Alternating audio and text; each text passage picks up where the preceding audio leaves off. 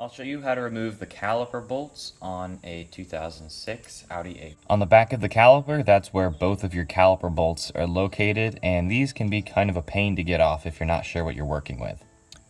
You might not know that these bolts, instead of being a hex head, actually are a Torx bit, and this is a T20. The T20 bit fits right in there, but these kind of scare me because these Torx bits can strip out pretty easily. So I actually like to remove these bolts with a extractor instead of with a Torx bit. Because we have a round head here, I'll use one of these reverse tornado Irwin extractors. I think this is a 5/8 at 15 millimeter. And that fits right on the outside of that, and we get a lot of grip on the outside edge, and we don't need to worry about stripping it. The other one's hidden behind the knuckle right here.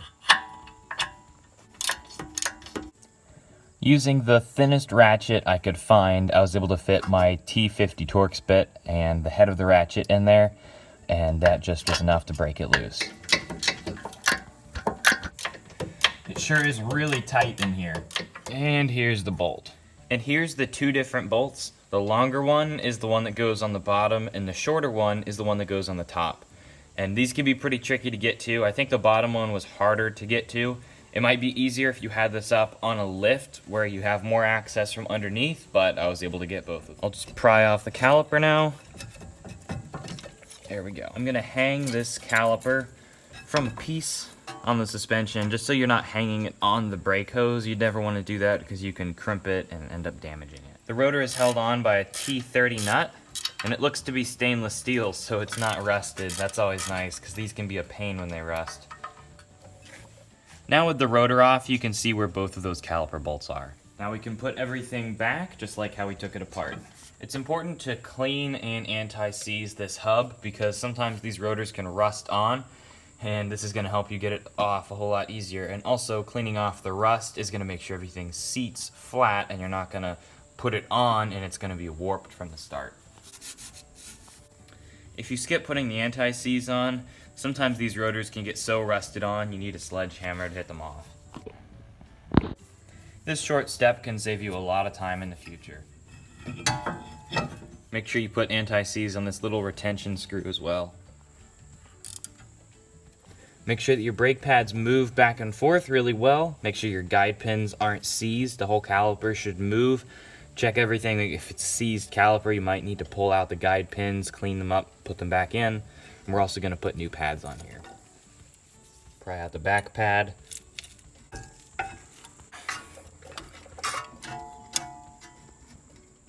I'll pop off the rubber boots, and we can disconnect the whole caliper if we just pop off the guide pins. With everything loosened, let's just take out the last pad. We can separate the pins from the rest of the caliper, pull off the rubber boot, and now we have access to these pins, and that's some old grease. Needs some new stuff on. In order to remove the guide pin from the rest of the caliper, we need a 16 millimeter wrench to hold everything in place, and then the 13 millimeter socket. You can break it loose and start to take it off. Now we can clean all this up. We'll do the same thing to the guide pin on the bottom. We'll clean everything up with a wire wheel, and I'm going to knock down some of the really rough casting marks with a file.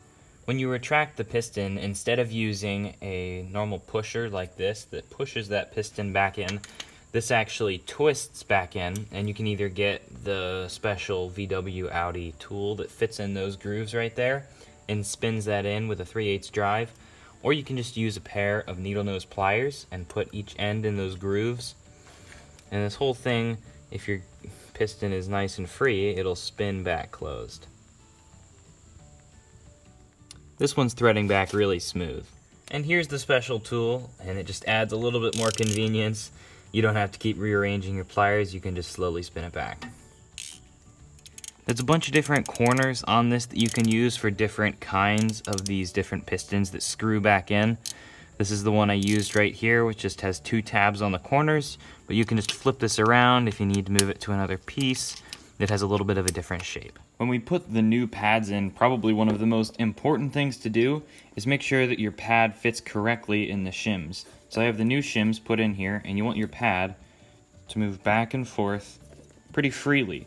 You want to be able to move it nice and smooth. If I flip it over to the other side, Sometimes you're gonna have to grind or file these tabs down because these right here get really tight and I really can't push that one in anymore. And what's gonna happen whenever you install this is, sure, the hydraulic pin is gonna be able to push this in, but it's not gonna be able to retract out. So you're gonna prematurely wear down your brake pads because it's just gonna push it in, and it's not gonna come back out.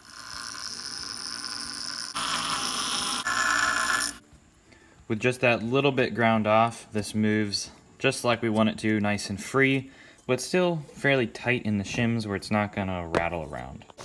We'll clean up the guide pins and polish them up so they move very smooth. Here's an example of what they look like before and after the cleaning. This one with all the rust and old grease, and this one cleaned up and shined up. And that's threading in real nice. If you end up not being able to get the old caliper bolts out, it's really not a big deal as long as you can remove the guide pins here, because as long as the caliper is mounted in here, you're actually able to take this rotor, kind of wedge it out and get the whole thing out. As long as you can get these guide pins out and you can swing this up, you can replace the brakes and the rotors. If you end up not actually being able to get these off, which they can be pretty tricky, it's not the end of the world and you can continue the job. Since we got the old ones out, we're putting new ones in, and these are grade 10.9 hex heads, which is going to be a whole lot easier to get back out because we don't have a round end. We're going to have a hex head that we're actually going to be able to get a socket onto instead of just a little Torx. Next, we'll put on the cleaned up guide pins with some fresh grease. Clean up the rubber with some silicone grease and also just inspect it. Make sure there's not any cracks or tears in it. And that moves really smooth, definitely smoother than before. And we'll put in the bottom pin, and both of these pins are the same, so you don't need to worry about mixing them up. Cleaning these guide pins is really important. If you don't do that, everything here is probably gonna seize up. And even if you pull everything apart and they still feel smooth, it's so easy just to take them apart, clean the old grease out, put new stuff in. It's just worth it to do it every time. Line up the caliper and screw these bolts back into the guide pins. And get the one on the bottom. Get everything as tight as you can in the air, and then we'll lower it down and torque them to spec. We'll bring everything back down on the ground. We'll torque these lug nuts in a star pattern to 80 foot-pounds. Drive it around a little bit, bed in the brakes, and then we'll re-torque these lug nuts. And that's an important step, especially on aluminum wheels, and it's not a bad thing to do on steel wheels.